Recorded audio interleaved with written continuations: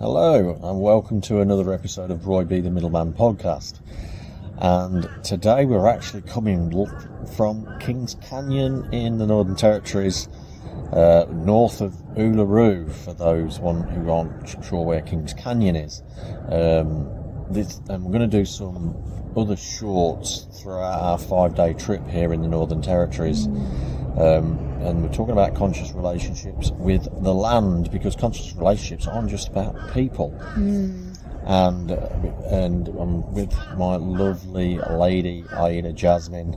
We're here together on a romantic trip, downloading spiritual trip. Spiritual journey. Spiritual journey trip. We've just done, I think, a 3-hour hike up and down a mountain. And amazingly, neither of us are out of breath, which is absolutely fantastic. I was getting hassled by flies at the moment. And before we get into anything a bit more, we're going to hit the intro.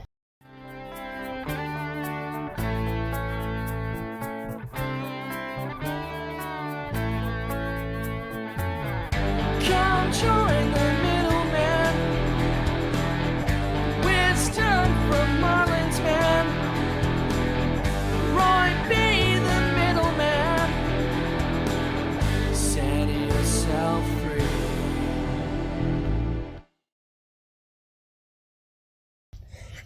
So we just have to pause for 30 seconds because I don't have the intro with me, because I'm not on my podcast machine to press the button. And all this will get dubbed out and stuff. Or we might leave it in just for some fun. For those that are watching on YouTube, we're going to leave it in.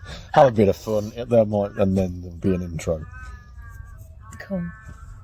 I'll listen to the crows in the background. Yeah. I love that, like all of the spiritual messages about the animals that are coming in, and even the flies, because they're bringing messages too. So that will be timing for the intro. Okay. Yeah. So I think the intro roughly about that length. Well done. Then again, we don't need to pause for the intro, because I had the intro in, I'm just forgetting how I edit things. I'm still doing all the editing, and I'm forgetting how I'm doing it. So we didn't need to stop talking. So that's definitely a bit. We'll keep in the film for a bit of. It's like live. This is live, even though it will get played at a later date. So conscious relationship with the land. Well, obviously the first thing we have to do is say thank you to the custodians of the land, the local indigenous tribes. We're in the Warataki land, the land of Warataki, I think. I'll put in the comments the actual tribes in this area, because it's on an information pack that we have. They did get mentioned. I did read it this morning, and then it slipped my mind the actual names of them, so that's on me. But yeah, I'll put them in there. We've got to honour the indigenous ones that are custodians of the land out here in all this beautiful red dirt. Magnificent. Absolutely magnificent, and the energy of the place is just so different to being in Australian towns, obviously more built up areas, because we're literally like, my phone carries signal, I don't get any. So that's our, we're in the middle of nowhere. You see about 4 cars an hour on the roads. And it took us, a 4-hour bus trip to get here. And then, so it's been a full day so far. We're pretty much we're midday, just past midday. And it looks glorious and hot, but it isn't. It's only about 15 degrees, because it's technically winter in Australia. So conscious relationships with the land, and I'll hand you over to Aida Jasmine to talk a little bit about that. Thank you. And we're actually in central Australia, so the land here is quite palpable. It's the best way to describe it. Like, for me personally, I feel it so deeply, and it's constantly communicating with me. So even when we were landing, like, you took photos, and then like I could feel this land talk to me, and just how even before we even landed, I felt like home. This return to earth, this return to our roots, this return to dust. And I've definitely had past lives where I've been an Indigenous Australian, because I was actually born here. But even though my parents are of different origin and different cultures, and they met here and I was born here, like, we all have different roots here, and I definitely have past lives here. But this conscious relationship that we've been journeying with in terms of this podcast and these realms, the first one you ever have is with yourself. The second one you have is with I believe, source, connection, universe, your higher self, connection, source, universe, and then the land before you have it with another.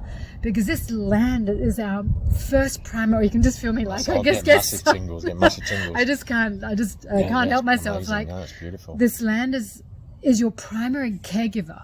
So I'll lean out the way. Oh no, please look don't. at this. Like, this is so in the Yeah. background is that's actually King's Canyon, but it's the mountain side of the King's Canyon.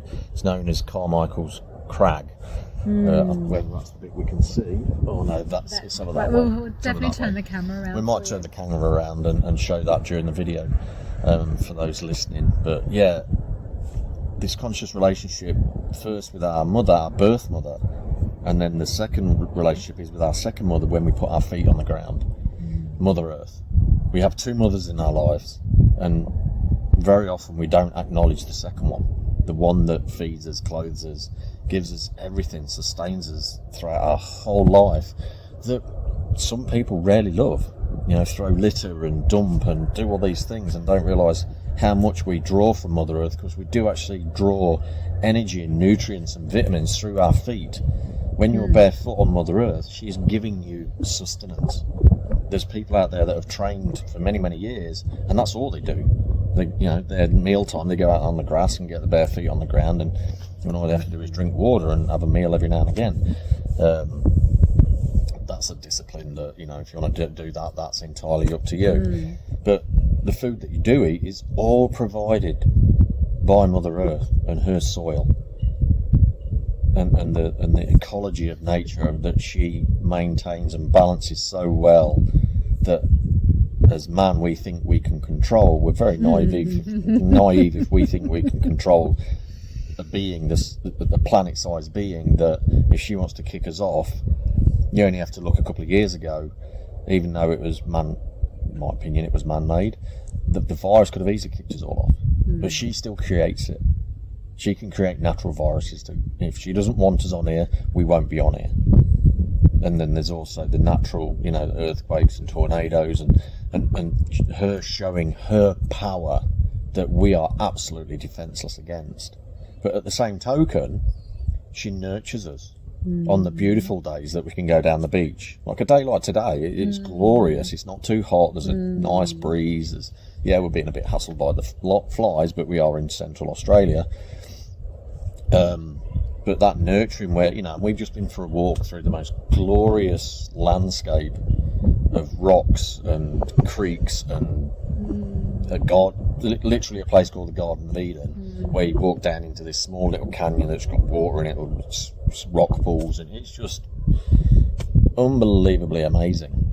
And it doesn't matter where you live in the world, you've got places like that Mother Earth invites us to explore. So if you haven't travelled yet, go and explore what Mother Earth gives you. Start having that relationship and that gratitude for this beautiful being. It's not just a molten, it's not just a rock with molten rock in the middle of it spinning through space. It's a being in her own right that we are symbiotic with. And few of us realise we're symbiotic with her. We don't honour that, and we don't pay attention to her vibes and her energies and her energies effects. That she's got these two amazing north and south poles that creates this magnetic field. We're magnetic beings. That's what manifestation is all about. It's about magnetising things to us and creating that magnetic field that attracts. So we're like a mini version of her in a way as well. And if you only look at, I think Mother Earth's covered by about 70% water, and we're made up of 70% water. No coincidence, people. We are of her, and she is of us. And we're born into her for this spiritual journey, we choose her to go through these spiritual tests as a soul, this growth as a soul. And she sustains us from start to finish. We return our bodies back to her, whether we're cremated or buried. Our body returns back to Mother Earth, and we get recycled through her, via her, on her, while she travels through the cosmos, spinning at 66,000 miles per hour around this great glowing ball of light. Third rock from the sun. Third rock from the sun. And, and Aida, especially in Australia, feels this land far deeper than I, because this is where she was born. Me, I'm more attuned on the starseed level. Australia's very Pleiadian energy for the starseeds out there. Pleiadians, like, they've been hanging around with the indigenous for thousands of years, cutting rock, because, you know, some of the things what we saw today, you know, that's not water doing that. That was laser cut, or definitely cut, rather than weathered over thousands of years, as it's supposedly talked about. Yeah. Come and see for yourself. I think there'll be pictures. I've got a Facebook page called Royce Photos, so there'll be pictures up there of this trip today and many other trips. So if you want to check that out, please. It's a free group. Everyone's welcome to join. I'm not there to sell photos. I'm just there to show this beautiful and showcase beautiful Mother Earth, who I do have a loving relationship with. And so a bit more about the local land. Back to Aida. Thank you. And talking about Australia. Yeah, Australia. This is such an incredible land, and regardless of where you are and where you're living, like you said, I encourage you to go out and earth. There was incredible amounts of study on earthing and grounding, that if we put our feet on this earth, just the incredible energy that we're able to draw up through her and obviously transmit back down to her, because we are created by this earth. And when you look at the north, south, east, west, right, the directions and ether, then they are the directions of our body. So many indigenous cultures align our elements with our with the directions. So there are a few different plays on which way is north and south, and whichever one you affiliate with is absolutely perfect. But earth body, right, air mind is so think of these things as water womb and water blood. Water is who we are created from. So we've got elements, you know, this sacred breath that is air is attributed to one of the directions. So whichever one you choose to, whether it's north, south, east or west, and then ether, that we are interconnected with this divine being of Mother Earth, Gaia, Sophia, whatever you would like, Mother Tierra, whatever origin you're in, connect with it. And if you live in an apartment block, get a pot plant. Yeah, it can be so simple in terms of connecting with her. And how you treat this earth is a direct representation, and I can hear the backlash already, of how you treat your body, and then how you treat your own primary caregiver potentially, and then how you then treat others. And then you're wanting to call in a partner, divine counterpart, soulmate, twin flame, soul flame, because we had that conversation last night. It doesn't matter where you live in the world, you'll get together, because I was born in the northern hemisphere in England, in the UK, you know, moved to Melbourne, which is basically as far as you can go around the world before you start coming back again, and then eventually ended up in the Gold Coast, and Aida started in Western Australia, which is also the red land, you know, because a lot of people associate the whole of Australia with this red dirt, but it's not. You know, Melbourne's very green, and so is the Gold Coast. Not a lot of red dirt. But it's more north, like West and Northern Australia, that's this beautiful iron-rich red dirt. And interesting enough, this red dirt, well, we've got red blood. There's another link with Mother Earth and Australia. You know, that red dirt, that core of Mother Earth, and that's that core of us. You know, doesn't matter what colour skin you have, you cut. We all bleed the same colour. We're all the same colour underneath. We're all red. We're all muscle. Just, you know, it's just pigment in the skin that creates different colour tones. That's just based on where we live, where we were born, and ancestral genetics. And wherever you are, that, and even if you align with a culture, then it's okay. Like there's a lot of shamanism is in different cultures, but you know, whether you're from Japanese culture, Australian, Mediterranean, obviously the Americas, and then South America, North America, very different cultures. We all have this connection to earth wherever you're interconnected, and then there are others that have deep connection with water and deep connection with earth and deep connection with air. So using these elements to honor, because she does provide for us no matter how much we take. And there's a lot of people out there that are all about take. Like they just try and rape this earth as much as they can get, and then they try and commoditize it, and then they're trying to make money, and then they're just trying to, like, what you're doing is raping this earth and raping it. And I know that's harsh, right?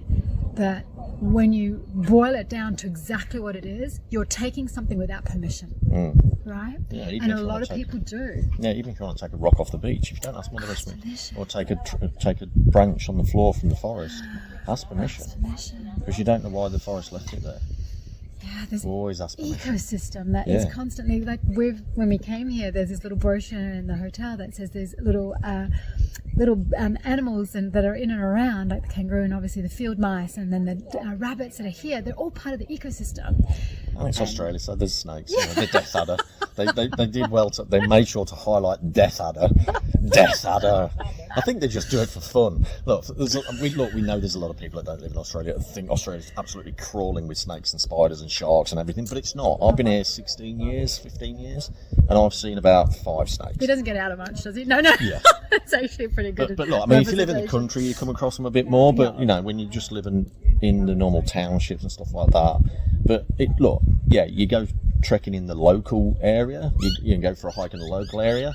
That's where you start to see them. It doesn't, Australia is a bit like that. It doesn't take long to get outside of the urban areas, and then you start seeing the creatures that everyone thinks is absolutely deadly. And Skippy doesn't bounce through the streets, peeps. No. It's okay. Like, you don't see kangaroos actually on the streets in the city. But you go to the outer suburbs, though. Like, in the Gold Coast, there's a suburb called Coombaba, which is literally smack bang in the middle of the Gold Coast. In the middle of it. And then there's some wetlands there. And there's a herd of kangaroos live there. Yeah, and there's deer over by where we are. Yeah, and there's deer over where we are. But yeah, herd of kangaroo, and I know some of the houses on the edge of the little complex that borders that little wetlands. There's kangaroos. They sit there in the gardens. Yeah. So there is a bit of that. to be fair, and you can't really drive at nights out of towns because there's likelihoods that you're hitting kangaroos. Because on the way here, northern territories where we're at, there's a lot of really wide expanse farmland with cows. And at one point the bus nearly hit a cow. Like, we were both in brace position because we thought the bus driver didn't see it. No, cow move. Like, spirit, get cow to move. But luckily he avoided it last minute. I thought we was going to hit a cow. But you watch a lot of vehicles that have these cow catchers on the front, like the trains and stuff. But so that's this conscious relationship, and this is just a short. Well, it is. This video today is part of a longer video. We're going to try and do as many as we can, one each day. We're going to try and do one yesterday at Uluru Sunset. So that's Ayers Rock for those that are more accustomed to the more common name. That was named after the first guy first European that discovered it. That climbed the rock, and his surname was Air. 1863 was it? 1863. We know this because the tour guide said it today. We're being tourists for the next few days, even though we both live here. And so Ayers Rock Uluru. We was going to, but there was just too many people around and too much background noise. So I'm going to do these quick. Well, it's going to be nearly 20 minutes by the time we finish. Tomorrow, where are we tomorrow? Is it the Kata? No, it's not Kata Tjuta. We'll let you know when we get there. There's lots of beautiful experiences that we're having while we're here. We've got a trip every day. Does it sound? No, it's not. It's Field of Light. It's all good, baby.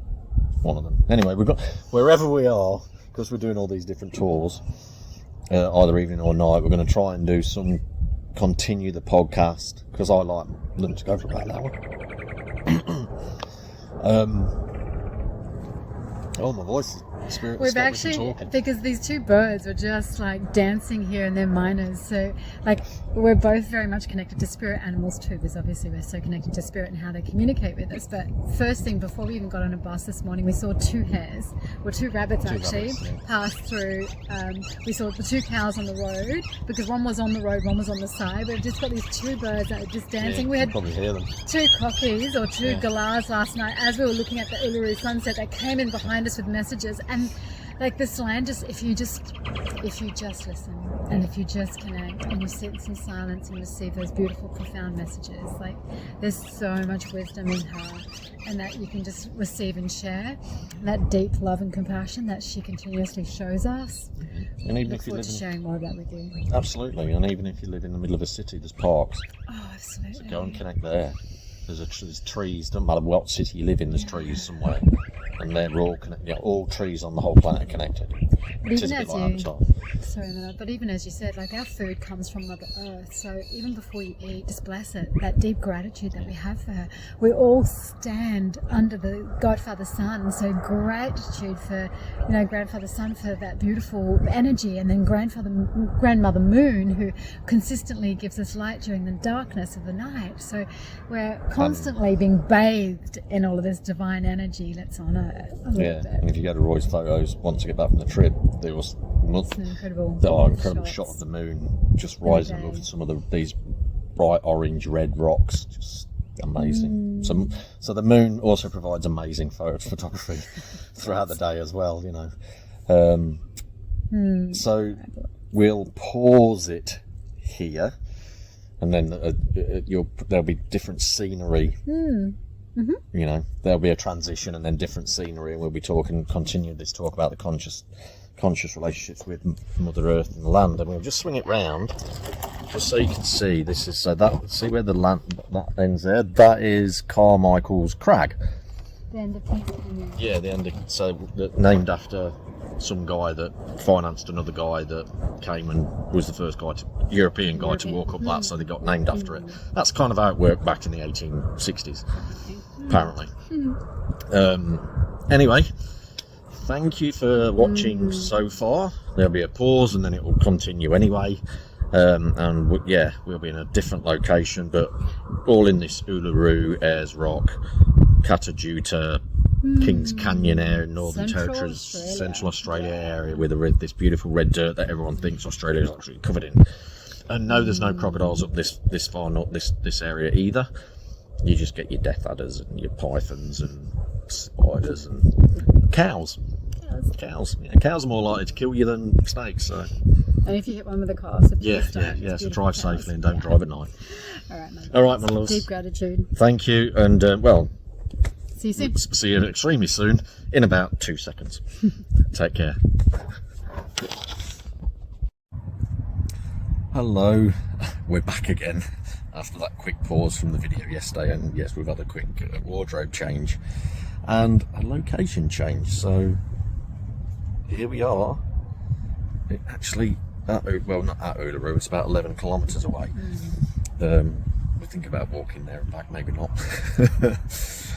And so we're at a lookout point right near where we're staying, so we thought we'd continue the podcast on conscious relationships with the land. And where we are now is I'll leave that up to Aida to tell us. The Unagi people. Anangu. Anangu. Unagi, isn't that's something from Friends, Unagi? Oh no, I think it's another animal. One of the natives is that's their traditional landowner's name. So if you know it, please share that with us. But they're Anangu people. Yeah. But I know there'll be Friends fans out there from the episode where Ross was doing Unagi with Rachel and Phoebe. Okay. Anyway, carrying on. Speaking of friends of the tribes, and talking about being at one and having this beautiful relationship with the land of Mother Earth. And this is definitely one of the most iconic places on the planet, where it's just the land itself that's iconic. There's been nothing done to it. The beautiful thing is people aren't allowed to walk on it anymore, which is great, because I was here 12 years ago and people are still allowed to walk upon it, and they stopped it not long after, which everyone that loves Mother Earth rejoiced and was hurrah. And you can hear a helicopter in the background. They still allow people to fly over it, The thing with anything, you're going to get tourists and tourism around such iconic, amazing places like Uluru. And it depends on where you live in the world and how aware you are. There's also another massive rock formation to the left of me called Kata Tjuta that we're going to visit. Is that tonight? Tomorrow morning. Tomorrow morning we're going to go sunrise at Kata Tjuta, which is the same kind of makeup of Uluru. It's like a big giant sandstone formation, but it's not as smooth. And then about an hour's drive away there's a place called Mount Connor, which is a different rock again altogether, a different makeup, and it's very flat. It's got like a flat top, and when you fly over it, it's almost like a horseshoe shape, which is actually much bigger than Uluru. So Uluru's about a 13-kilometre walk round the base, whereas Mount Connor's a 30-kilometre walk round the base. And because of the people that run that part of the land, because it's in part of a cattle station, what they call a cattle station. It's about 4,000 square kilometres that Mount Connor sits in. The guy, when his wife passed, buried her there, and then the grave got consecrated, so he locked all the gates and only allows people in there that, you know, have got access to all the 16 gates. 16 gates to get to Mount Connor now, so it's nowhere near as touristy and as accessible as Uluru. But for me personally, seeing all those 3 locations, there's just something different about Uluru. I mean, I've not been to right up close to Kata Tjuta yet. That's tomorrow, but just from the aesthetic point of view, there's just something about it energetically. Uluru's a bit different. It's that Pleiadian links, and to me, when the light grid got activated on the 21st of December last year, it would have been 2021. For me, it was this giant crystal, for want of a better term. It was Uluru that got activated, because I think the ley lines run through Uluru. I don't know if they run through Kata Tjuta or Mount Connor. I'd have to look at the ley line map, but ley line runs through a lot of where churches are. I think it runs through Stonehenge. It runs through a lot of really significant places, and this is your Mother Earth's light grid that's being upgraded at the moment, that's forcing us, and I feel that's the right word, it's forcing us to upgrade. In other words, face our inner self and have this conscious relationship with ourselves that we spoke about earlier on in the podcast at the previous place at Kings Canyon, that we have this relationship with ourselves, and which in turn means we have to have that relationship with our Earth Mother, because we do this journey while we walk upon her. And you've done a lot of that walking upon her. Aida lived in Western Australia, and you didn't really wear shoes much, did you? I was a barefoot baby, growing up in Western Australia, raised there, and we had this glorious red dirt there, so feeling very blessed. And like I said yesterday, when we were landing, I felt like I was returning home, because this is the sand, this is the earth that my bones are actually created from. So I was born in Western Australia, so it's this beautiful sacred red earth, and I'm actually going to grab you a handful, because when you actually see it, it's like crystalline energy. And on the 21st of the 12th, 2021, there's a lot of us that believe that there was an activation underneath Earth's rock. So there was this activation this is Earth waking up. This is sending us into this new Earth grid, and then it compels us to elevate and activate, and really draws us in. So many people are coming in through, next month is the 8/8 portal, which is just as powerful. But yesterday we had 7/7/7. And there's that 72-hour period around that really helps to activate that compulsion within you to be in full alignment. And that is living in your true authentic self. That is living in true authentic means with this earth. And regardless of what you do and where you live and what you feel compelled to do energetically, or what your soul expression is to be on this earth, it's like, do that all from an authentic expression, not what you think you can make money from, or not what you think others are doing, or what you think or see. It's like, what's your soul calling out for you to do? Because that is the conscious relationship that we have, one with ourselves, but two with this earth, and that we are here to share our soul's expression, our dharma, with this earth. That's our mission on this land. And when we are living in that, that's our conscious relationship with ourselves, with this Mother Earth, and with others that we have, whether it be that conscious relationship in a divine partnership, or anyone that you have, that's family, that's friends, that's colleagues, that's work, that's every conscious relationship you have. And talking about that, if you don't quite understand why we're in this 7 portal, well, it was the 7th month, the 7th day, the 7th month in a 7 year, 2023, 2 + 2 + 3 is 7, and it activated this start. You're really being called to follow your life purpose. 777 means?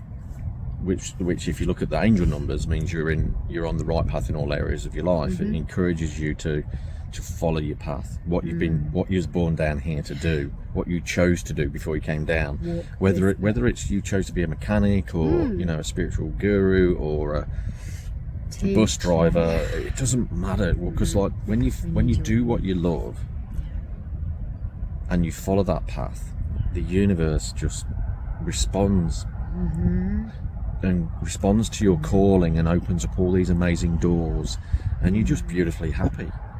And it provides them, and it will then provide the money needed for you to continue that path, whatever that looks like. Because not everyone's meant to be on stage or famous or anything like that, because the world runs like clockwork in a way. We're the clockwork. So for tourism to be a thing around Uluru, you've got to have the bus drivers, you've got to have the helicopter pilots, you've got to have the people that run the hotels and the people that clean the hotels. And some people love cleaning. You do a little bit, don't you? Yeah, that's to me the cleanliness thing, and that's like my connection. That's self-respect. That's that conscious relationship with myself. And then I'm very mindful of no trace on left on this earth, so leave no trace. So whilst we're here enjoying the sacred earth, it's like make sure you leave no trace. So it says just leave footprints.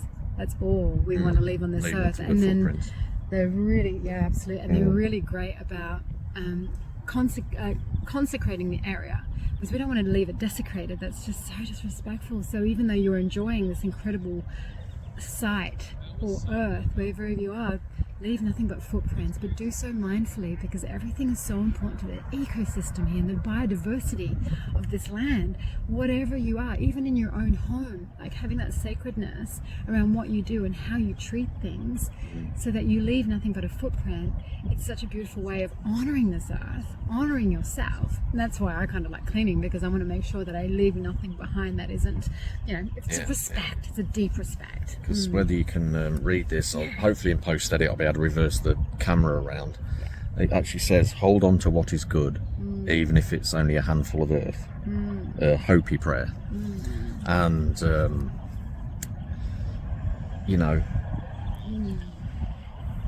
there's nothing wrong with going for a walk and getting your hands on the dirt, because that Mother Earth is always good. And everything has a purpose. So even like the animals, when they're leaving behind their droppings, well, that fertilises the ground, and there's insects and that feed off of that. The scarab beetle, which was a very, very revered creature in Egypt, and built many amulets and stuff of the scarab beetle. Well, the scarab beetle's a dung beetle. It just walks, it follows the trajectory of the sun, so it basically honours the sun, takes this pile of dung for a walk, maybe 11 kilometres, we don't know, and then buries it, and that's its life, and it honours that life. And then the Egyptians honoured the scarab beetle and made it something revered, almost like a god.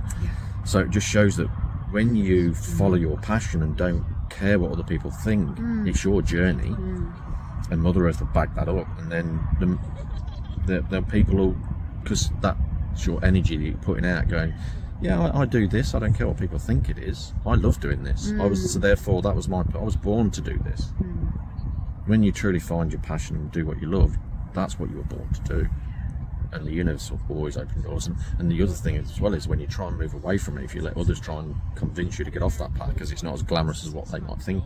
They're not on their path, and they're being distracted by glamour or whatever it is, and they're not. You're basically triggering them, and they're trying to pull you down to their level in that, going, no, we don't want you to follow your passion, because what it's doing is encouraging us to follow our passion, and we're not ready to do that, so we're going to bring you down. Conformity is the creative death. Conformity, that's it, the death of creativity. And that system's breaking down, that conformity system's breaking down, which is this 777 portal that's still active, is massively bringing this really powerful energy to help us break out of this conformity, but ironically and paradoxically make us conform to our life, not what people want of us, not what our parents want of us, not what the land wants of us, just what we want of us. That brings it into the conscious relationship with self. And I think we're actually 11 minutes past 11 Yeah, we both in Brisbane time anyway, Yeah. because I've just had a reminder come up on my phone that reminds me of our conscious relationship, of how amazing we feel about each other, and we remind ourselves every day. And that's the thing, we don't take each other for granted. We've both got a similar alarm that reminds us where we're at, what we're in. And I feel, actually, like saying this, before we started this video, we had a bit of a conversation.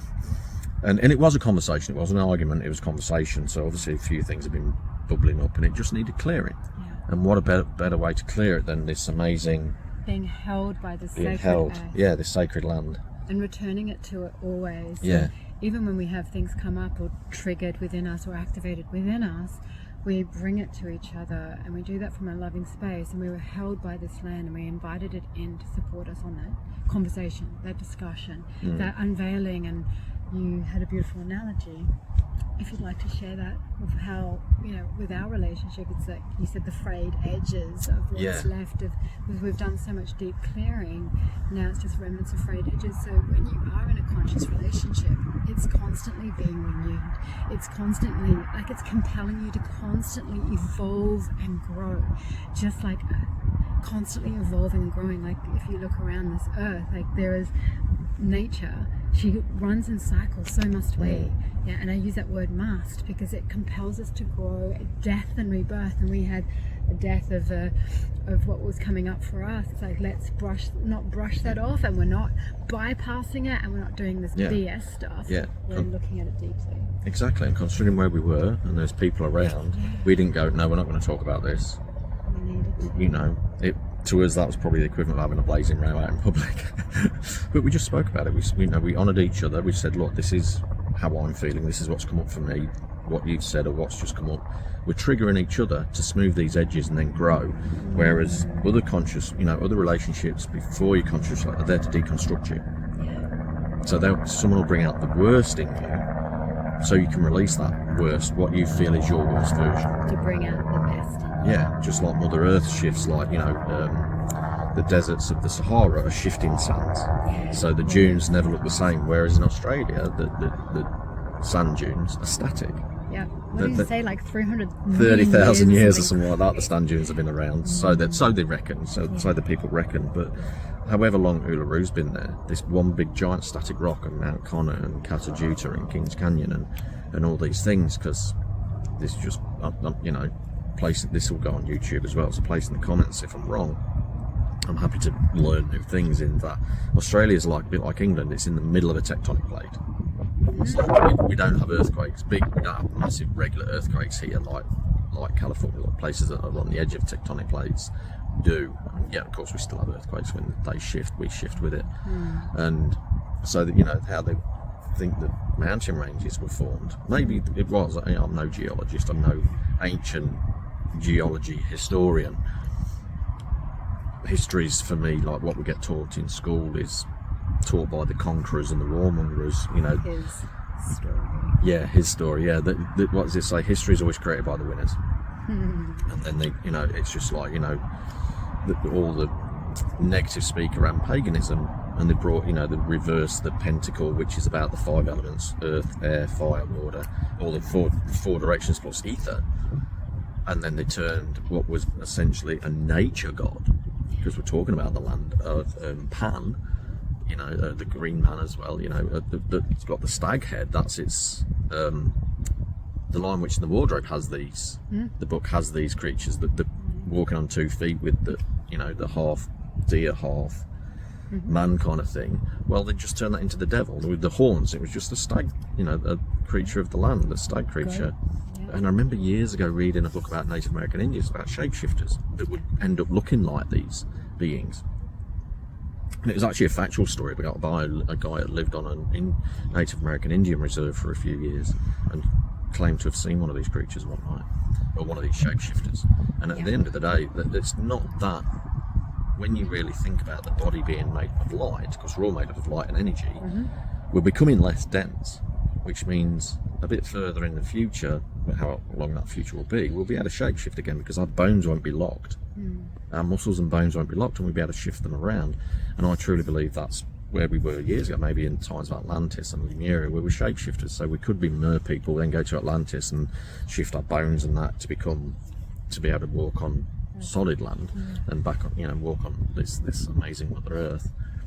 So we're becoming more enlightened beings in a completely different way. But ultimately, irregardless of what the history really was, it's always been on Mother Earth, and she herself has shifted.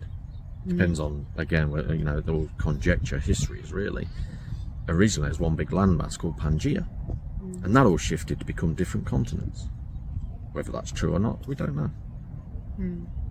It's theory and his story, and either way, it just installs within you a perception, or to wake up and to shift your perception.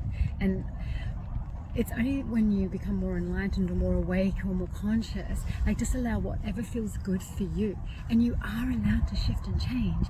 Being a shapeshifter, I have deep shamanistic roots. Like, I believe I shapeshift constantly. Not only do I shapeshift to my environment, like I'm on this beautiful, and this is a not called desert in Australia, in Central Australia. It's a half arid area, because deserts don't have water, but this is all water underneath. So it's because I think of the rainfall, right? You have to have 300 mils. We have Anything 300 mils. Yeah, we have 300 here, but anything less than 250, it's considered a desert. So this is an arid area, but there's so much green, and like it's constantly evolving and shifting and changing, which is the biodiversity of this nature. So must we. And I use that word must, like we were saying before, that compulsion to be able to be who you are, and shape-shifting continuously to be with this earth, to be with this land, or wherever you are. And we're not conforming to our environment, we're shape-shifting to it. We're becoming one with this earth more, and becoming one with who we truly are, that recognition of soul. We're greater than this earthly body, but we must honor it, because we've chosen to be in this body, in this earthly existence at this moment in time. So give it the deep respect and honor that it deserves. Give each other the deep respect and honor that each other deserves. And know that the other is only activating within you unhealed parts of yourself, for you to come back into oneness, and for you to come into wholeness, and for you to come back to a space of love. Yeah. And love of yourself, love of this earth, love of one another. Love of the mother. That's why we're here, to return to love. To remember that we are love. Yeah. And remember it's a journey to get there. Because we come down here, forget all those things to remember them. Life's great that way. We come down here, forget a load of stuff to go through a journey to have had and remember it, which helps our soul grow. And it's all part of our conscious relationship with our journey, with our life path, the 777, with Mother Earth, who we walk upon throughout the whole of that journey. So what we'll do, we'll pause again, because I want to do one more after going to Kata Tjuta, and see what the energy of that is like. And that will leave about an hour's worth of a video while we're out in the Northern Territories, Central Australia area of Uluru and Kata Tjuta and Mount Connor and Kings Canyon, all one. It's still that's a big area still, because Australia is so vast. And just quickly, for those that probably don't quite understand how big Australia is, if you actually take an outline of Australia and put it over Europe and Russia, it actually covers Europe, pretty much all of Russia, and also covers a bit of North Africa. That's how big Australia is. So, like when I lived in England, I did a road trip once from England to Italy, which was about 1,800 kilometres, I think, there and back. And no, not 18, it was about 1,600 kilometres. It took about 18 hours to get there, and then the same back. And I went through like France, Switzerland, I think I skirted Belgium, maybe quickly through Luxembourg, because we avoided all toll roads through France. So we ended up going through about 5 or 6 different countries before we hit Italy. Australia, I did the same journey from the Gold Coast to Airlie Beach. It's the same distance, and then still in the same state. Didn't even go across any different countries. Yeah. That's just how big Australia is. It's just mental. It's like almost over 6 hours from one end of Australia straight across the other. It's over 6 hours just to fly. 5.5 hour flight from depending on Melbourne which to way you go. Perth. And Sydney to Perth, which is directly straight across, it's like just over 6 hours. So it's a long way to go. Yeah, and according to the bus driver yesterday, because we had to do a quick changeover of passengers on the way back from Kings Canyon to the resort at Uluru, we stopped at a place to do the handover. It's the most remote bus exchange in the world. Yeah, amazing. And that's just Australia for us, you know. Expanse. Yeah, because you have to drive all the, because the salt lakes up in this area, so they've had, you know, it's about, as the crow flies, it's only about 100 kilometres from Uluru to Kings Canyon, but it's a 3.5 hour drive, because you can't go through. Many explorers in the past have tried to cross those salt lakes and failed miserably, because the crust is so thin and it's just underneath the salt lakes. It's not salt like probably what you think. Apparently it's all quicksand stuff and not good for horses, not even good for camels. And we'll have a quick, they told us this story about the guy that did that ended up making a lot of money because he brought over camels and the Afghans to the Afghan camel herders, because camels can take more equipment than horses And go further without water. So he brought over these camels and found out that some Saudi came over one day and found out that Australia has the most beautiful camels in the world, apparently. So they made a lot of money out of selling these really pretty camels. So back to the Afghans. yeah, you know, back to the Saudis. Amazing. So it's interesting. You have these really, and now there's like something like a wild camels of about 2 to 3 million strong since the mid 1800s, when they was using them to try and get from southern Australia to northern Australia across the land. And it just shows, again, that's Mother Earth changing and shifting, allowing different animals that weren't native. Apparently they can be a bit destructive, but so, you know, they do get the people who run the cattle stations herd the camels up and then sell them again. And also what a lot of people don't realise about Australia, especially in this area, is it also has the biggest wild horse population in the world. Brumbies. They're called Brumbies, whereas a lot of people probably think it's more America, you know, the Mustangs. But Australia's, again, it's so much unknown about Australia. And because we've had a lot of rain recently here, which you don't always get, all the growth of the bushes and the trees and that is so green, and so the population's booming because they've got a lot more food. They look a lot more healthy, plump, as he put it yesterday. Normally they're a bit skinny, and you can see the revs are the wild horses are a bit plump at the moment. Which is great. Yeah. So it just shows that, you know, Mother Earth accepts these changes, and even the native animals change accordingly. Because there's been plenty of species introduced into Australia that didn't originally live here, like the cane toads and rabbits. Rabbits weren't originally here. It was all marsupials, which is the ones with the pouches, but in Australia it's quirky creatures like the duckbill platypus. When that was shown to the Royal Society of the British bunch who went exploring anyway. They thought the guys stitched a lot of different animals together. That's the real story, apparently. A little platypus. His story, yeah. His story. Okay, cool. But yeah, you can see that it's a quick, because it's a mammal, but it lays eggs and it's also got venom pouches. So anything Australia has a venom pouch, I think. It's even warned about centipedes in the being bitten by centipedes in the welcome pack. Yeah. Anyway. Right. Well, that's where we'll pause it again, and then we'll come back again tomorrow if we can do, if we've got time, and we'll do another beautiful podcast out wide, and hopefully the wind that's just picked up is not making the sound too bad. Anyway, thanks, and we'll pause it here. Much love, and we'll see you again in about 5 seconds. Different makeup and probably a different backdrop, so we'll leave you with Uluru.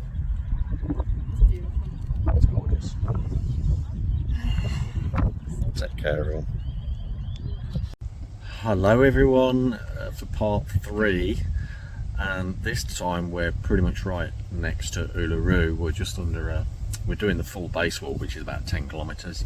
11, sorry. And we're just under a little shelter, having a break just to tie up the end of this podcast that we're doing. And the energy is so much different being, I mean, what are we, 50 metres away from Uluru? I mean, you can actually, like, that's actually Uluru in the background, and that's Uluru, and yeah. As rock.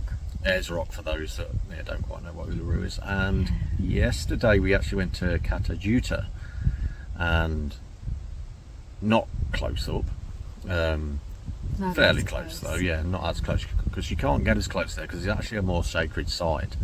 Men's business, still active as a sacred site. So men's business are held there. Now, what men's business is the indigenous tribes. That's what they call like men's work, men's groups, and only men are allowed. And to such an extent that the indigenous women aren't allowed anywhere near the place. So they had to build a road far enough out the way so that if the women wanted to travel to the border of Western Australia to other tribes, they could get that way, because prior to that the road was too close to the sacred site of men's business, and if men's were having their business they couldn't travel. They had to stay where they were until they'd finished their sacred rites and initiation rites of the youngsters into adulthood and all that kind of thing. I mean, no one actually really knows what goes on in men's business in the sacred sites, but you expect there to be some kind of initiation. But the energy of the land right here, right now, when you're this close to the rock,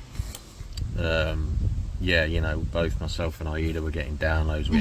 I got a healing upload that went through my meridians from the left to right. In through your heart, and just all through your body, into every single cell of your being.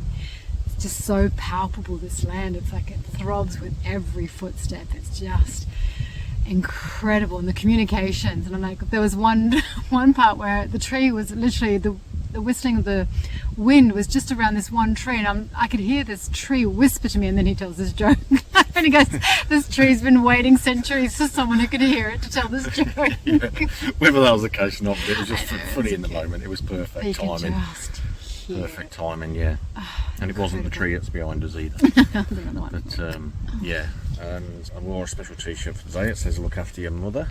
Mother Gaia. Mother Gaia, that we are consistently, that we've spoke about throughout this whole podcast, that the journey that you do, you're walking through and walking upon at her request, and her graciousness, and through her compassion and for her love, she allows us to be on this land. And we are acknowledging the original traditional custodians of this land and how they just looked after her and continue to do so in every land of this great Mother Gaia. So super grateful for that. And one of the things we actually learnt about Uluru and the Kata Tjuta and Uluru national parks was that they actually employ, or they gather, there's 12 members, and there's 4 men that are of a national tribe, there's 4 women, because there's men's business as well as women's business, and they're very separate, and then there's 4 government body, 4 people from the government. So and nothing actually gets passed without the full consent of all, and at least the Anangu tribe is the last one to have its rightful consent. So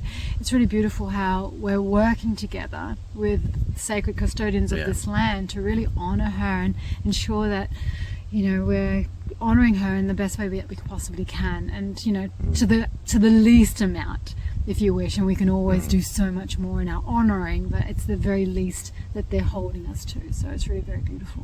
And the beautiful thing, just to add on just to what Aida said, was the Anangu tribe have the final say. So the government don't have the final say, which is probably one of the few things on the planet where the government don't have the final say, and it's beautiful.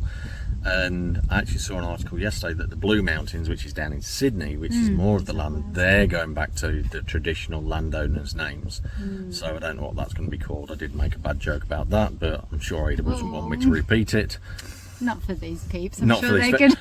It's could my do podcast now. If I want to do bad jokes, I'll do bad dad. I'm a dad. I'm allowed to. I was going to call it Uluru Blue because it's the Blue Mountains. There you go. Go on, do it. Go. What do you say?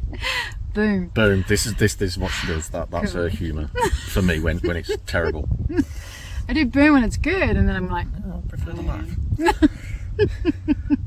So so and if you watched the previous podcast and you wasn't sure what conscious relationships are about, you've been walking one your whole life with Mother Earth, Gaia, wherever you are in the world and whatever name Earth has,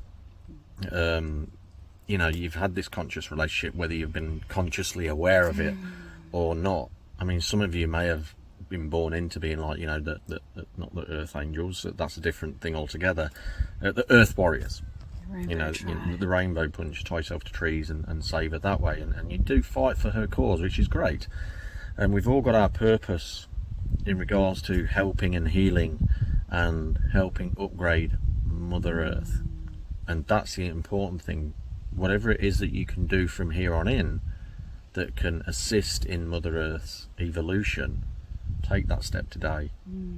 You know, hopefully this podcast, when you come across it, has given you a bit deeper insight into helping Mother Earth.